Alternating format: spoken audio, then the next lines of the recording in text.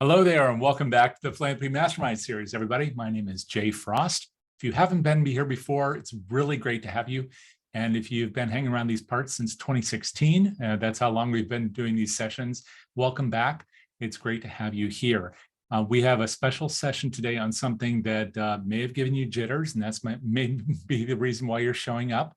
I hope that we have a little bit of fear in our sector, since, as you saw from the title, 50% of our organizations are subject to some form of cyber attack, including some of the biggest players in the field that shall remain nameless. We're all good folks here, but we are vulnerable. And so we have a program to address just that. And as you saw from the slides as we were beginning today, you have two ways to interact with us. One, of course, is the chat. And in fact, as a courtesy to our guest today, who I'll introduce to you in a moment, I'd love it if you go into the chat and just say hello. You can tell us where you're from, or if you're too shy, at least tell us what part of the country you're from. And that'll be a place where you can have a conversation amongst yourselves throughout. We will try to keep an eye on it, but that's a little harder than the Q&A. So I'll also ask you to take advantage of the Q&A, the question and answer throughout today's session. So we'll be looking to that with a keener eye so that if you have questions, we can make sure they get answered. This is a big subject. It's quite possible that you have broad questions or narrow ones, and all of those are welcome. Now, I also want to thank, of course, as we always do, the sponsor of the series, which is DonorSearch. We won't be hearing much about DonorSearch today unless our guests talk about the company for some reason. And that is not because we don't love them. We do. If it weren't for them, we couldn't do any of this. 500 programs and counting. But rather, this is a non-commercial series. So it means that we get to bring guests like today's to you for the questions that are really burning in our minds. And this one is chief among them. I also want to encourage you to take a look later at the entire list of all the programs we've held. You'll find many of them recorded and available for you either on YouTube or on the DonorSearch site over at donorsearch.net, where you can also learn a lot about your donors. And I'll tell you more about that at the very end of the program. But for now, I want to introduce our two guests, one of which you saw already in those presentation slides, which is Mark Stallings, who is IT specialist with TCA Synertech. And we also have another special guest here today, who is the founder, Tom Martinez, with 25 years experience under his belt, in addition to other things. And both of these folks are going to be able to really help us get a handle not only on our fear, but a really dedicated strategy to making sure our organizations are prepared and not vulnerable to the kind of attacks that we're witnessing every day in our sector. So with that, I'm going to turn it over to Mark and to Tom. Okay. Thanks, Jay. Let me share my screen here with everyone. So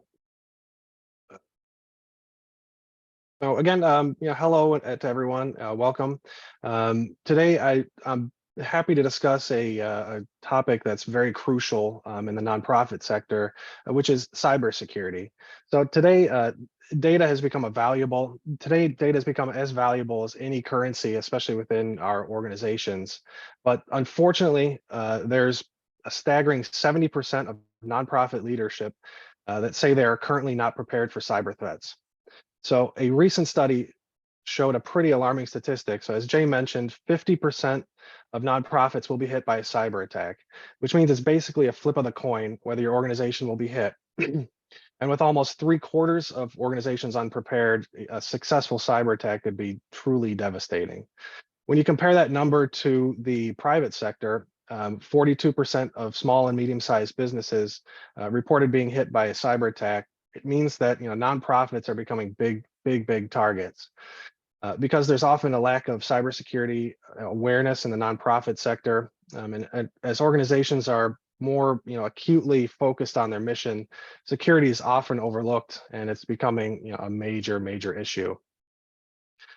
So before we can sort of effectively guard against cyber threats, I want to help us sort of understand a little bit more about what I mean when I say cyber threats and cyber attacks. So here are some of the more common threats out there today. Each type of threat represents a different attack method and requires a more unique defensive strategy. So I'd like to spend a couple minutes kind of looking at a few of the more popular ones, I guess, for lack of a better term, and try to give you a better understanding of what's out there and how it could potentially impact your organization. So We'll start off with phishing attacks. They're perhaps the most common form of cyber attack. So I'm sure you've all seen that odd email that comes through, or like that old joke sort of based on real phishing scheme from the early internet where the Nigerian prince contacts you and asks for money. Phishing has been around in some form almost as long as email has been around.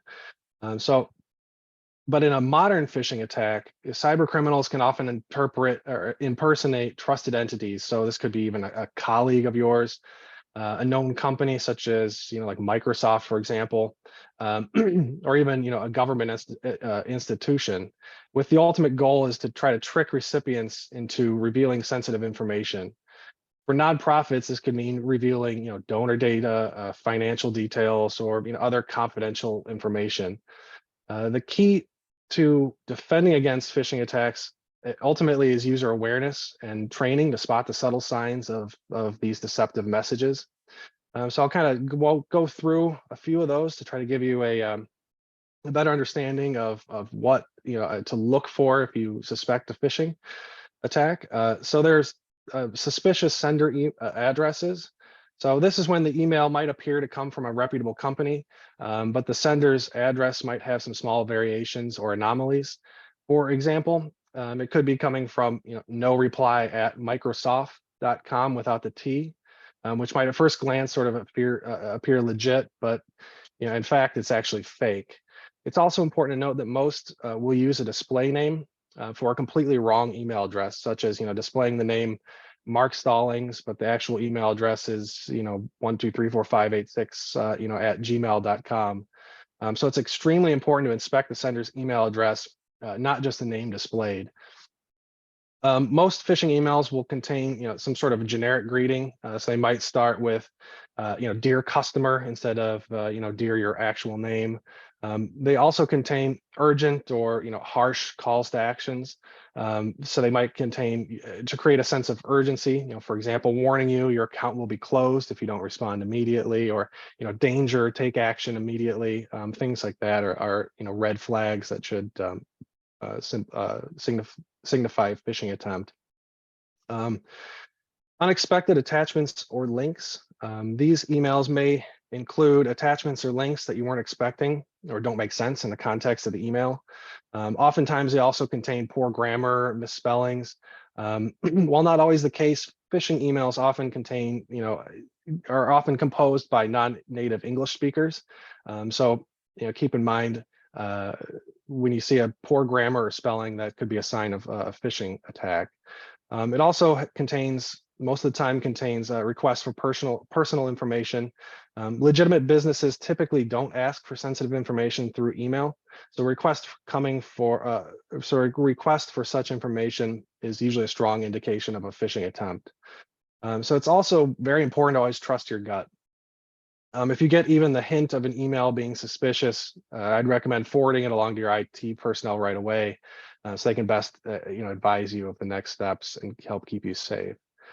Account takeover is a form of identity theft, essentially, where a cyber criminal gains access to a user's account with the purpose of carrying out unauthorized actions. These sort of unauthorized actions can range from monetary theft, sending spam, propagating malware, or even tarnishing the user's reputation. Account takeover happens in various ways. Cyber criminals usually use phishing techniques. They exploit weak or reused passwords, use malware to steal the login credentials, or they can rely on credential stuffing, which is where stolen account credentials are used to gain unauthorized access to different user accounts. To stay safe from account takeover, you need to adopt a range of protective measures. So strong, unique passwords are a starting point. Always use two-factor authentication when available. That can help add an additional layer of security.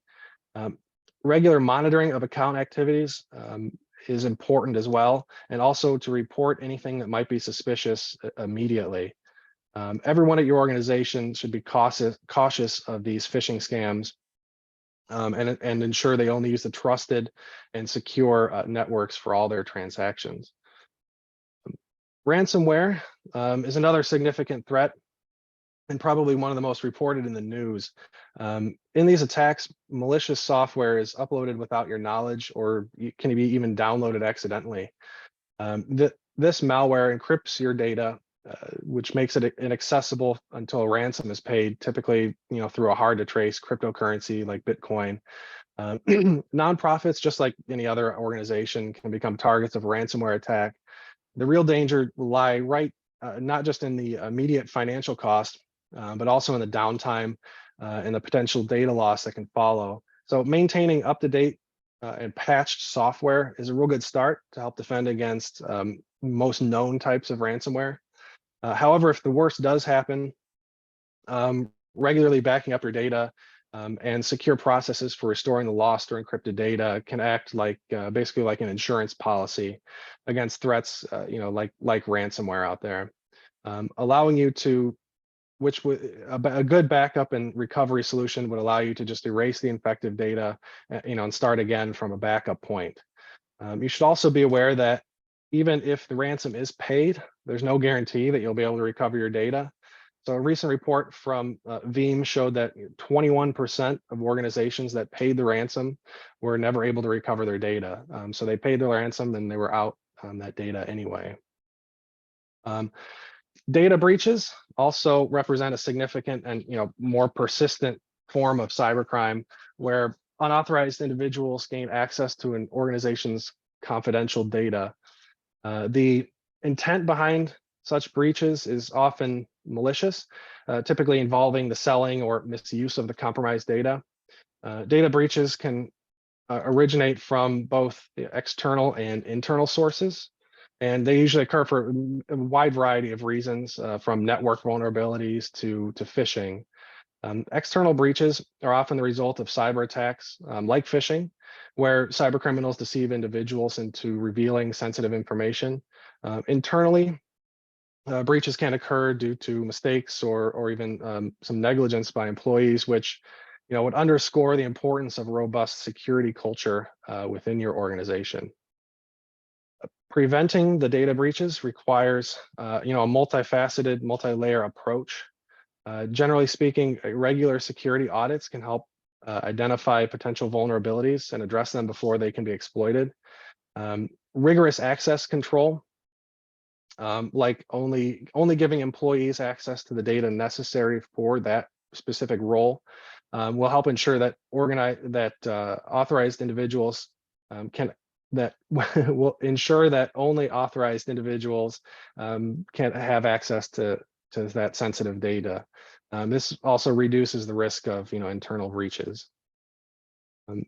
And also, data encryption can protect your information, even if it falls into the wrong hands, as the data would be unreadable without the correct decryption key.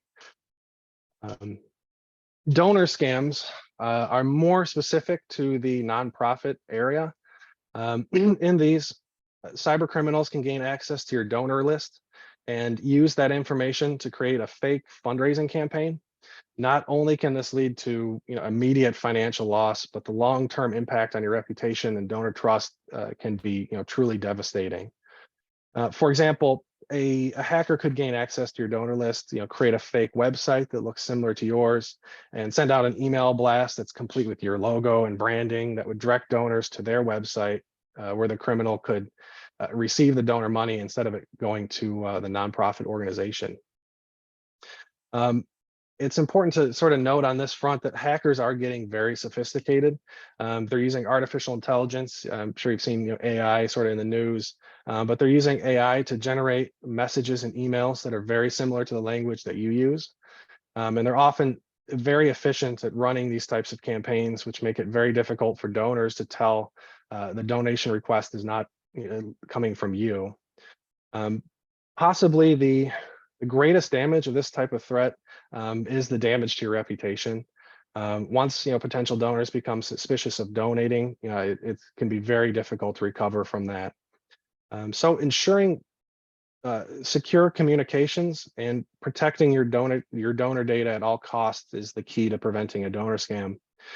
You should also take steps to try to inform donors about how you will communicate with them. For example, saying, we will never ask for donations this way, or, never donate from a link sent by email, always go directly to our website to donate, for example, can help greatly reduce the possibility of a donor scam. So nonprofits, just like all organizations, they can face severe consequences of being a victim of a cyber attack. The impacts are far-reaching. They affect the reputation, the trust, finances, and can even lead to legal and regulatory penalties. The biggest impact, as I said before, for a nonprofit falling victim to a cyber attack would be the reputation damage. Nonprofits, as you know, rely heavily on your good standing in the community, and a breach can shatter this perception. The aftermath of a cyber attack can lead to public skepticism, and can severely affect your organization's credibility and ultimately the ability to raise funds. Trust from donors is also paramount for nonprofits. Donors need to feel comfortable that their personal information and their contributions are being kept safe. A cyber attack can lead to a loss of trust with donors potentially choosing to support other, seemingly more secure organizations. And finally, financial loss is another major consequence. The cost of addressing the breach, alongside potential losses from interruption of operations or even stolen funds, can be a real strain on the budget. So let's look at take a minute here and kind of look at two real world examples that kind of underscore the severity of these threats and the importance of robust cybersecurity measures. So first, I want to take a look at the case of the Save the Children Foundation. In this instance, the organization email system was compromised through a sophisticated phishing attack, and that led to a pretty serious account takeover. The attackers created fake invoices and sent them using a real employee's email account. Before the breach was detected, they had stolen close to $1 million from the Save the Children Federation. And this highlights the necessity of robust security measures, including training staff how to identify phishing attempts. Another example here is the Heritage Valley Health Systems. This is a nonprofit health network fell victim to a ransomware attack that crippled their network.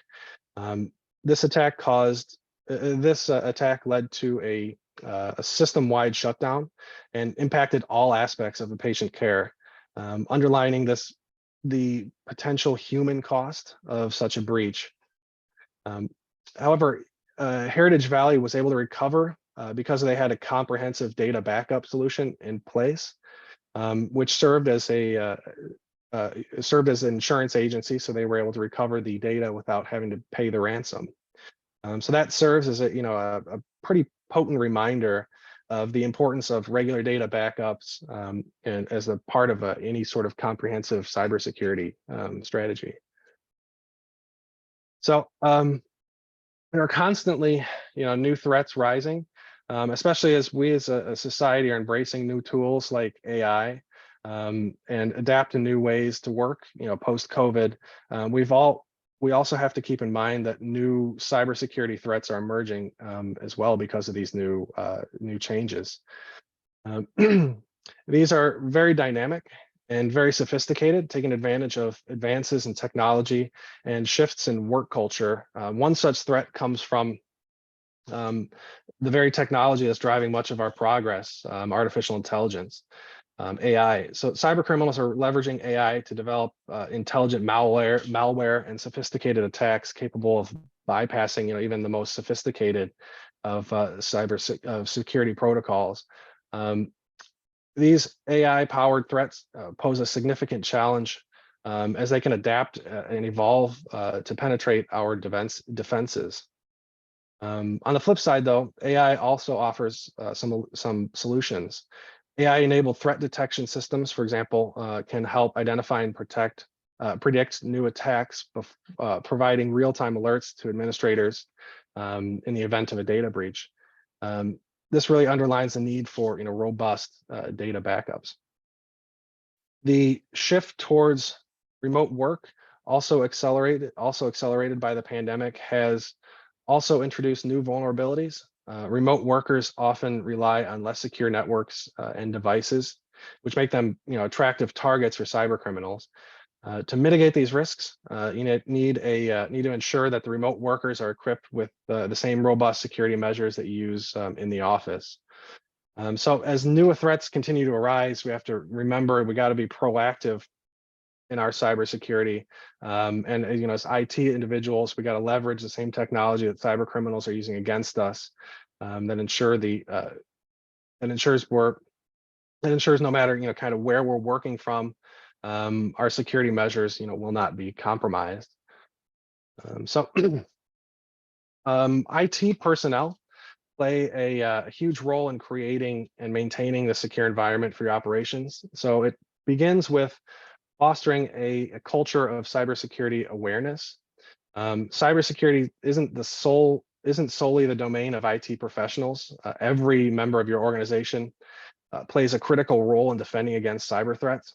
This is why training for your staff and volunteers is essential. Without proper training, even the most sophisticated security software can be undermined by simple human error, somebody revealing their password to a phishing attack, for example. Clicking on a suspicious link or email or sharing sensitive information with an unauthorized individual can expose you to huge risks. To avoid these scenarios, make sure to empower everyone in your organization with the knowledge to recognize and avoid threats. Regular training sessions should be a key to your cybersecurity strategy. These sessions should cover a variety of topics, including how to identify phishing attempts, the appropriate handling of sensitive data, and the safe use of the organization's digital resources. Training should also be updated regularly to cover these new and emerging threats and help reinforce the organization's security policies. Creating a supportive and open environment is also equally important.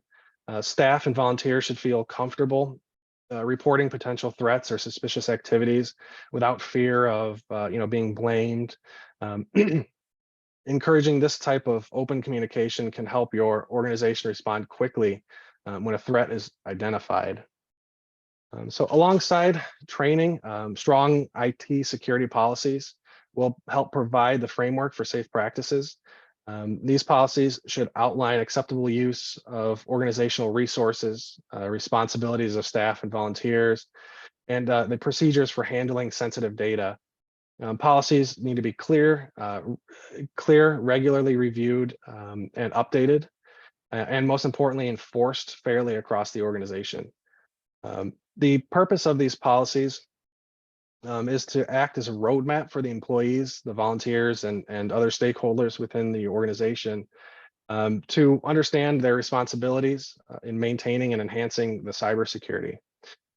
These policies help create a culture of cybersecurity within the organization, so everybody understands their role and how they fit within that role. So a couple of components of a good policy include the acceptable use policy, which outlines what is considered acceptable behavior when using organizational resources such as computers, networks, email services, and overall internet access. Data handling procedures should be in place for handling and storing of sensitive data. Includes donor information, financial records, and employees' details. It should also include guidelines on access control, encryption, backup, and disposal of data. The responsibilities of staff and volunteers this policy should clearly state what is expected of each of them regarding cybersecurity, such as keeping software up to date, reporting potential cyber threats, timely, adhering to password policies. These policies should be written clearly, reviewed often, and enforced fairly. They should be reviewed and updated regularly, considering the fast-paced changes in cybersecurity landscape. Enforcement should be consistent to ensure all team members adhere to the policies as well. Training and awareness. So policies alone are not enough. Regular training and awareness sessions are vital to ensure that everyone in the organization understands, and implements these policies. And these policies should create a sense of accountability among staff members, where the understanding of cybersecurity is shared, is a shared responsibility. And remember, a comprehensive and effective IT security policy is a crucial tool in maintaining the overall security posture for your nonprofit organization. Because today's IT environment is changing so rapidly, flexible cybersecurity is not just like a luxury, it's a necessity in today's world. This brings us to the concept of a multi-layered approach. So a multi-layered approach, or defense in depth, takes into account that no single method of defense is infallible. It's built on an understanding that multiple layers of defense, each focused on sort of a different aspect or different potential points of vulnerability, can provide a much stronger, more resilient system. If one line of defense fails, another is ready to counteract that threat. A practical example is your office security system. So you might have cameras on the outside of the building, followed by door and window locks, followed by motion detectors inside, and always someone is monitoring the whole system. Your network security is much the same. So for example, let's kind of zoom down into one small aspect of network security, which is antivirus. You may have your firewall, which protects the network's entrance or gateway. It could filter traffic for viruses and act as the first line of antivirus defense. A second line of defense could be the computer antivirus and email antivirus, with hopes that anything not detected by the first line of defense would be detected here. A third line of defense could be something like web security that would block a virus from contacting a known malicious server, which would ultimately prevent the payload from detonating. While the layers of defense and the specific tools used may vary depending on the organization's unique needs, the fundamental principle remains the same. Many layers working together provide robust security. So data, like any other vital resource, is vulnerable. Natural disasters, cyber attacks, hardware failures, or even human error could all lead to a devastating data loss. So it's here that the role of IT in creating a disaster recovery plan becomes crucial. A disaster recovery plan is a documented, structured approach with instructions for responding to unplanned incidents, such as ransomware or natural disasters such as a fire. It involves analysis of potential threats and its effects, and detailed plans for restoring operation with minimum downtime and data loss. A well-constructed disaster recovery plan is more than just a safety net. It's actually a proactive strategy that can safeguard our operational integrity and ensure business continuity. In any disaster scenario, IT personnel's leadership is vital. They not only implement the disaster recovery plan, but also coordinate communication between departments, ensure transparency, and can even help maintain morale. IT leadership is about guiding the organization through the chaos of a disaster, minimizing the downtime, and restoring normalcy as quickly as possible. The importance of a robust disaster recovery plan and the leadership of IT in a disaster scenario is paramount. It's not a question of if a disaster will occur, but when, given that 50% of nonprofits will fall victim. With a solid disaster recovery plan in place, and because I'm competent IT leadership to sit on top of it, we can weather just about any storm. So ultimately, cybersecurity is a team sport. So whether your organization has in-house IT or outsources your IT services, having skilled professionals at the helm is crucial. They bring expertise in current trends and defenses that help maintain your IT infrastructure and play a key role in disaster response and recovery. Before we move on to the next section, I just want to highlight kind of one crucial aspect of a well-rounded cybersecurity strategy, which is regular third-party IT audits. So as dedicated as your IT professionals might be, external audits bring a fresh set of eyes and can reveal potential vulnerabilities that may have just been overlooked. These audits can help create an additional layer of accountability also for your IT professionals. An external audit typically involves a systematic examination of your organization's IT infrastructure, the policies, the operations, the disaster recovery plan, and it can provide valuable insights into the effectiveness of the current security measures and help identify areas for improvement. These audits can also help validate your organization is complying with applicable regulations and standards, and can provide reassurance to donors, partners, and stakeholders about the strength of your cybersecurity. Remember, in cybersecurity, complacency is costly. Regular third-party audits are important to keep the important tool to keep your nonprofit on its toes,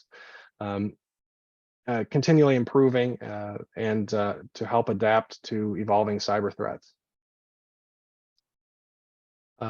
So cybersecurity is a multifaceted discipline and requires a broad approach. So I'm going to break down just a few of the best practices. A lot of these you can implement now.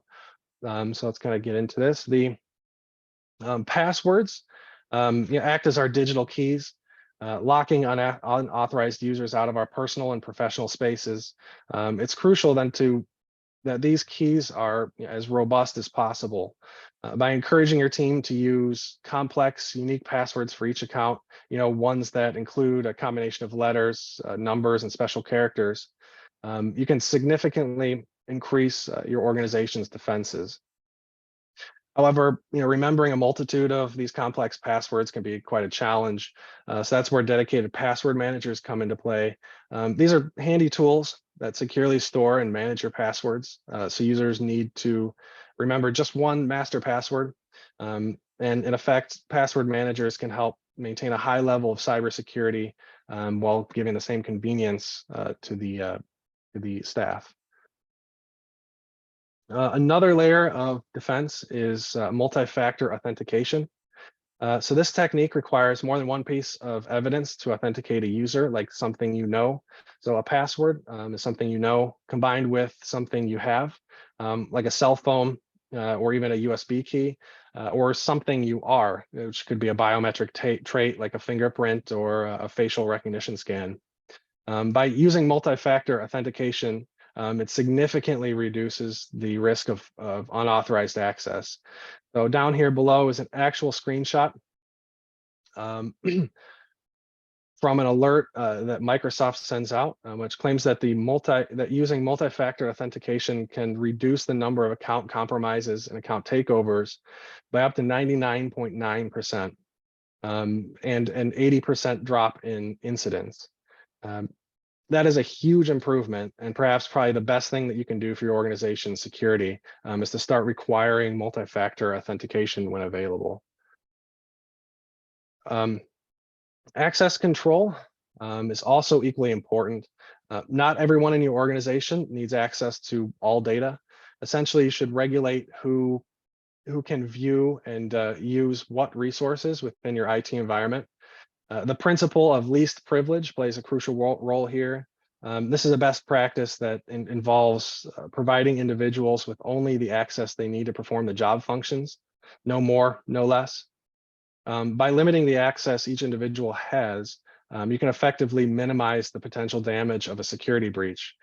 For example, if a staff member's account is compromised, the attacker only has access to the data and systems that particular staff member is authorized to access, not your entire database. What's more, the use of access controls can help in reducing the risk of accidental changes or deletions by your staff. It can also assist in the streamlining of your operations, also clearly defines what individual needs to access. Encryption is also a potent tool in the cybersecurity arsenal. By transforming data into a format that can only be read with a specific decryption key, Encryption offers a powerful layer of protection. If a cybercriminal somehow infiltrates your defenses and accesses your data, they would still be unable to make sense of the encrypted information without the unique key. This applies to not just data you have stored, but also data in transit between systems or individuals. By encrypting both, you can ensure your data is always shielded, regardless of where it is or who it's being sent to. Implementing a comprehensive encryption strategy is a critical aspect of a strong cybersecurity. This offers peace of mind that your nonprofit sensitive data remains confidential and secure. Communication is the lifeline of any organization, but it can also serve as a vulnerable entry point for cyber criminals. We must extend our protective measures to encompass all of our channels of communications. This includes emails and collaboration tools such as Teams and Zoom. So by ensuring these platforms are secured and staff is trained on the best practices is a crucial step in safeguarding our information flow. Encryption transforms our messages into coded language, which is unintelligible. It's like sending a sealed envelope instead of a postcard, providing an added layer of security in our communications. However, technology alone is never enough. People are a part of the equation too. It's essential to train our teams to recognize and understand the importance of secure communication channels. They should be equipped with the knowledge to avoid sharing sensitive information outside of these secure channels as well. This combined approach of employing secure technology and promoting a culture of cybersecurity awareness greatly helps create a robust defense against potential threats potential threats coming at our communication lines.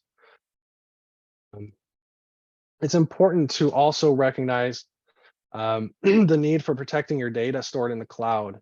While cloud providers typically have pretty robust security measures in place to protect their infrastructure, the responsibility for making sure your cloud provider meets your security needs ultimately rests with your organization. One essential tip is to use encryption for your cloud data. Encryption can be applied to both data in transit while being transferred to or from the cloud, and data at rest while stored within the cloud. Secure access controls are also essential for protecting your cloud data. Implementing strong authentication methods such as multi-factor authentication can ensure that only authorized individuals can access these cloud resources. Regularly review and update your permissions to align with the principle of least privilege, granting access only to those who truly need it. In addition to encryption and access controls, regular backups are also vital for cloud data and protection. Even in the cloud, data loss or corruption can occur due to many different reasons, including accidental deletions, system failures, or cyber attack. Regularly backing up your cloud data to a separate location or a separate provider will ensure that you have a copy of your data that can be restored in the event of unforeseen incidents. For example, the actual Microsoft service agreement states, in the event of an outage, you may not be able to retrieve your content or data that you've stored. We recommend that you regularly back up your content and data that you store on the services or store using third-party apps and services. So a disaster recovery plan is extremely important to have at your organization. So despite the best security measures, it's crucial to acknowledge that incidents can still occur. When they do, it's a robust incident response and disaster recovery plan that comes to the forefront, providing your organization with a clear course of action. The incident response plan details your organization's immediate response to a security breach or data loss. It also provides guidance on how to effectively isolate the incident, mitigating the potential spread of the breach within your systems. It can also provide a framework for assessing the extent of the damage caused by the incident, which would allow your organization to understand the severity of the situation and make informed decisions about moving forward. The disaster recovery plan comes into play once the immediate threat of the incident has been dealt with. The plan outlines the steps your organization will take to recover operations, from restoring data from backups to replacing compromised hardware.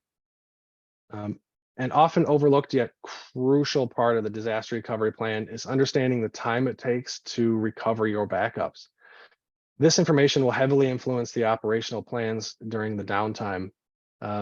Depending on the amount of data, the recovery time could be a day, a week, or even longer, depending on the amount of data, the type of data, and the severity of the breach.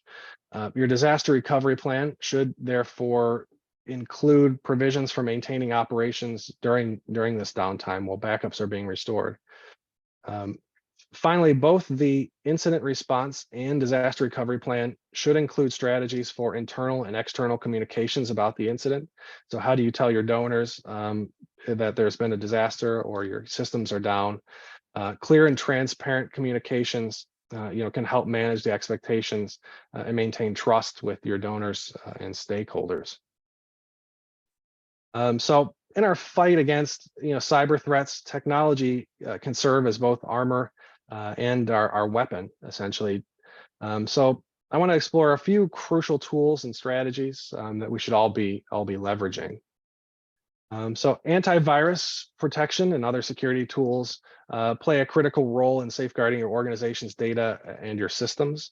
Antivirus software acts as a vigilant security guard, monitoring for known threats and preventing them from infiltrating your defenses. Regular updates are essential for antivirus software to stay current with the latest threat intelligence, enabling it to effectively counter any new emerging threats. However, antivirus software alone is not sufficient in today's sort of rapidly changing threat landscape.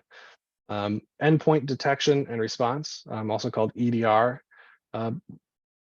tools provide an additional layer of defense. Unlike traditional antivirus software, EDR detects unusual or malicious activities on the individual device, which can help identify and respond to sophisticated threats that might go unnoticed by traditional antivirus software. In combination, antivirus software and endpoint detection tools create a strong defense mechanism that works together. Antivirus software acts as the first line of defense, blocking the known threats, while EDR provides continuous monitoring and real-time threat detection to catch the more advanced and stealthy threats. Beyond guarding against known threats, we also need to detect and respond to potential threats as quickly as possible. This is where threat detection solutions come into play. These tools continually monitor your network for any suspicious activity, and they'll also alert you in real time so that you can act as swiftly as possible. Endpoint detection and response, EDR, is one such technique that focuses on potential threat behaviors on individual devices or the endpoints within your network. By continually monitoring endpoint activities, EDR solutions can detect the subtle signs of an intrusion that might go otherwise unnoticed by antivirus. EDR solutions have even have the ability to recognize brand new or zero-day attacks. While all these things go into preventing cyber incidents, it's also important to be prepared for the eventuality that one might occur. So data backup and recovery solutions are often the ultimate line of defense. They act like an insurance policy for your data. Regular backups ensure that even if your data is compromised, you can restore it to a state from before the incident. So you should back up your data frequently enough that you can recover without losing significant information. When planning for recovery, consider the volume of your data and the recovery capabilities of your backup solution. depending on the size of your data. Restoring it could take from hours to days, even weeks in some cases. So by timing your recovery process, you can build a realistic timeline into your disaster recovery plan that helps ensure minimal disruption to your services. It's not simply enough to have a backup process in place. However, you have to regularly run recovery drills to ensure that the backup files can actually be restored while timing this entire process. This will ensure that the files are not corrupted or unusable, because the last thing that you want to do while trying to recover from a disaster is to discover your backups are corrupted and not usable. Newer technologies such as managed detection and response, MDR, have become more popular and help combat even the most sophisticated threats. So MDR is a service that leverages advanced technologies, including AI, artificial intelligence, to provide round-the-clock threat monitoring and detection, and ultimately response. With a deep understanding of your network and how it's put together and even how it's being used, MDR services can hugely streamline threat detection, enhance the endpoint security, and I'll do that all at speeds beyond any human's capability. By utilizing AI, MDR can significantly speed up the process of threat detection, making it almost instantaneous rather than days later. This rapid response can make a substantial difference in limiting the potential damage of a cyber attack. With MDR, you're not merely responding to threats, but you're also proactively countering them, but maintaining the integrity and security of your network in real time. With MDR and its AI capabilities, we can achieve a level of cybersecurity that's proactive, efficient, ultimately responsive, which ensures the ongoing protection, of our digital assets, as cybercriminals currently as cybercriminals evolve. Next is it's important to explore the differences in the Microsoft 365 plans if you're not using that already. Microsoft is the current leader in this area, and they provide robust and adaptable security solutions with various offerings, such as the Microsoft 365 E3 and E5, catering to organizations of all sizes and needs, from the private sector to the public sector. For 501c3 organizations, these plans are offered at deeply discounted rates, up to 75% off or more in some cases, which helps ensure that critical cybersecurity tools are accessible to all organizations, even small nonprofits. The Microsoft 365 E3 plan offers a range of security features, including threat protection and information protection and compliance. For organizations seeking more comprehensive security, we recommend the E5 plan because it's a significant cybersecurity upgrade. It includes advanced threat protection services, intelligent security analytics, and more integrated compliance solutions. The E5 plan also includes stronger tools like the Microsoft Defender for identity protection, which also uses AI to identify and neutralize threats. It has features like risk-based conditional access, which can analyze where and how someone is attempting to log into the network and restrict that access. For example, if someone in your organization located in Michigan all of a sudden tries to log in from Taiwan, it'll flag that login attempt as suspicious and try to block it. In addition to this, both E3 and E5 plans support the implementation of a zero trust security model. Zero trust security is very important. It's a cybersecurity model that operates on the principle of never trust, always verify, which means that by default, no user or device is trusted, whether it comes from inside your organization or outside the organization's network. Every attempt to access resources on the network must be independently verified and authenticated. So regardless of where that request comes from or where it's going. When it comes to cybersecurity, it's important to remember, one size does not fit all. The right strategy kind of depends on your nonprofit's unique needs, capabilities, and the risk tolerance. A small nonprofit may have different requirements than a large organization, just as nonprofit handling sensitive healthcare data may need stronger protections than one dealing with mostly with public information. So crafting that robust security strategy requires careful consideration of various factors that are specific to your organization. The types of data you handle play a significant role in determining the appropriate security measures. If your nonprofit deals with highly sensitive donor information, prioritizing strong encryption and secure data storage becomes crucial to protecting that sensitive data from unauthorized access. Understanding the sensitive and confidentiality of the information you handle also helps you tailor your cybersecurity strategy accordingly. Available resources also can help shape your cybersecurity approach. While some nonprofits may have dedicated IT personnel, and ample resources to invest in the most advanced security solutions, others may have limited budgets. So it's essential to assess your available resources and seek the most cost-effective security measures that also align with your organization's needs. Your staff's technical expertise is another vital aspect.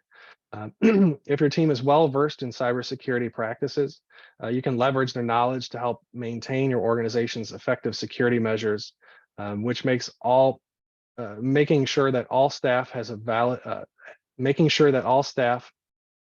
have a solid knowledge of cybersecurity best practices is imperative, and making the regular training is essential.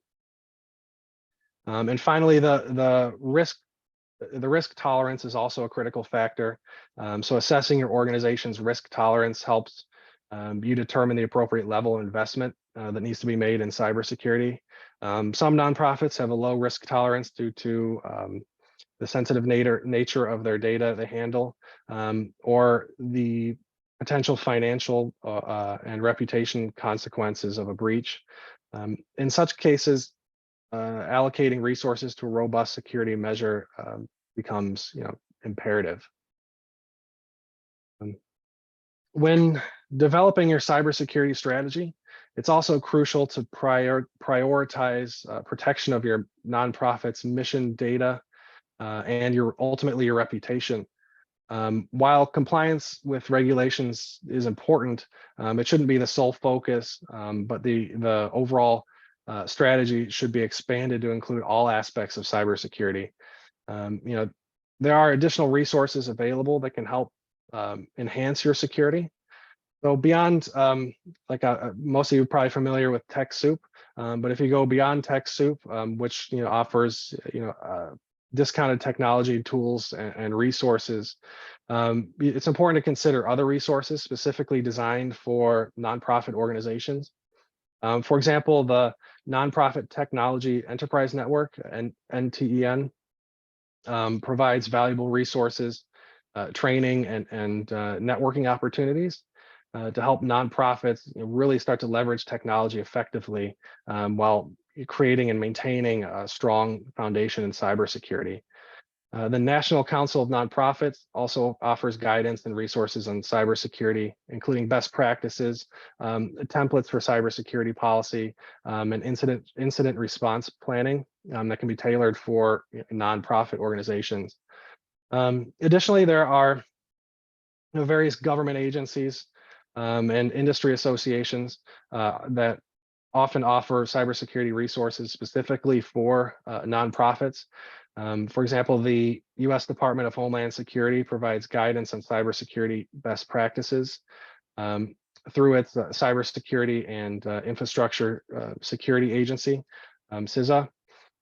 Similarly, industry associations like the Nonprofit Risk Management Center can also offer tools and resources to help nonprofits assess and manage cybersecurity risks.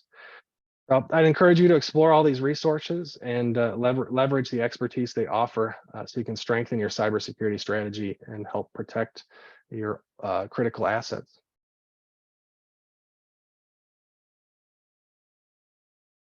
So thanks for listening. I'll turn it back to Jay. Thanks so much, Mark. That's so much to chew on. We really appreciate the depth that you've been sharing today. And we're getting some thanks in the chat. If you have a question, I know that you've absorbed a lot, and you may have questions that you want to pose to Mark or perhaps to Tom afterwards. How best should they reach you? How would you like to hear from folks if they want to ask about any of these issues? Yeah, feel free to email me.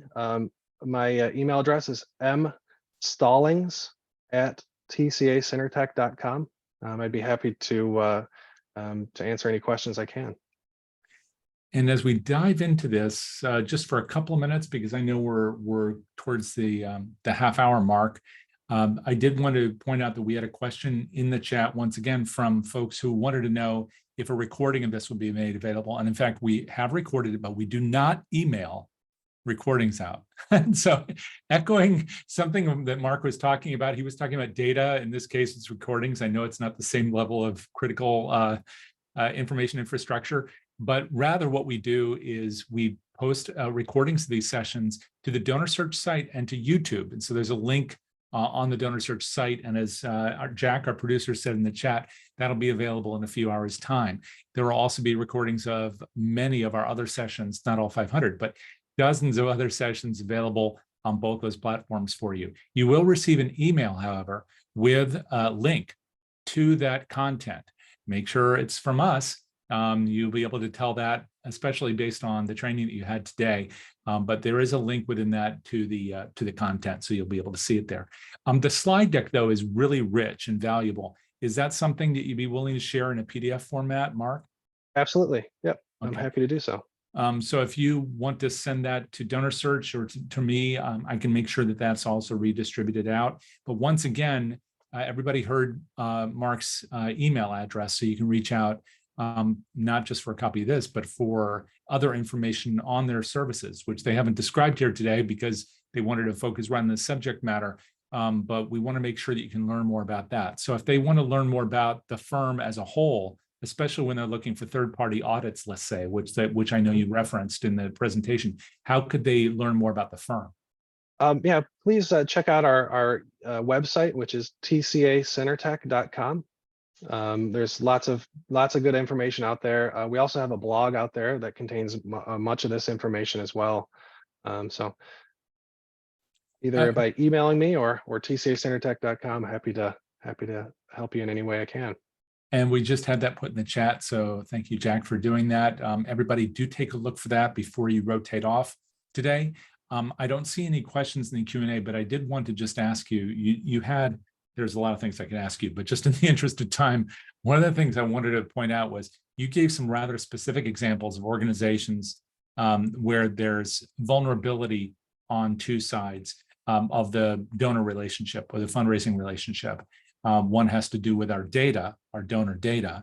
And you said something that I think really bears repeating, even though it's simple, because I've seen people do it, which is never to share a donor file of any form or any format or length with another party via email. Is that a fair Correct. Summary? Okay.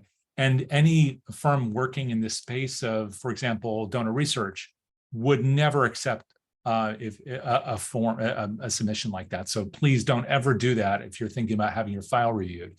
But I know that most of what you talked about there was about maintaining your data internally, and you gave us a lot of different ways of dealing with that. And then you gave these two really terrifying examples of charities, really good, reputable charities that were vulnerable. Are you seeing a lot of examples like this now? Tom, you like want to Save the Children and the health system? Yeah, well, I think we see that in the statistics of 50% being victimized by this process.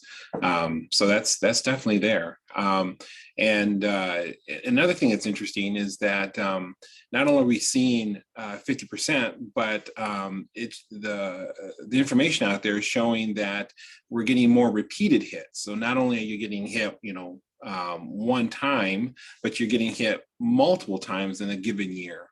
And so that really stresses the importance of having your security systems in place for whatever your organization can afford, and then ultimately in my opinion, the most important part is having that backup in place and making sure that that works. That has to be the thing that works in the end. Yeah, that really came through, that the backup is key. And also that relying on just the terms and conditions of, let's say, a web-based service provider that's holding that data is a good thing, but it may not be sufficient. It sounds like you're also encouraging people to take additional steps to ensure their data as well. Is that correct? Yes, you need to do your due diligence, understand who you are doing business with. Understand, and a lot of times if you can find someone who's not a big target out there, for example, if you're doing business with an organization that provides an excellent service, but they provide an excellent service to a large sector out there, they become a high value target. And with them being a high value target, and with you really not having control over their IT infrastructure, it's really incumbent upon you to make sure that you look at what they do for security, make sure that aligns with you. And if maybe there's someone else out there that might not be such a big target, maybe it might be advantageous to look at them as a way to help keep your data secure. One other question, which may be difficult to answer, but I just have to ask. A lot of organizations in our sector do talk about the urgency in an appeal, whether it's there's been a flood somewhere or an earthquake or something of that nature. So there's an urgent appeal for help. And one of the things that people use in these attacks that Mark was talking about has to do with that kind of, your hair is on fire, you got to act now.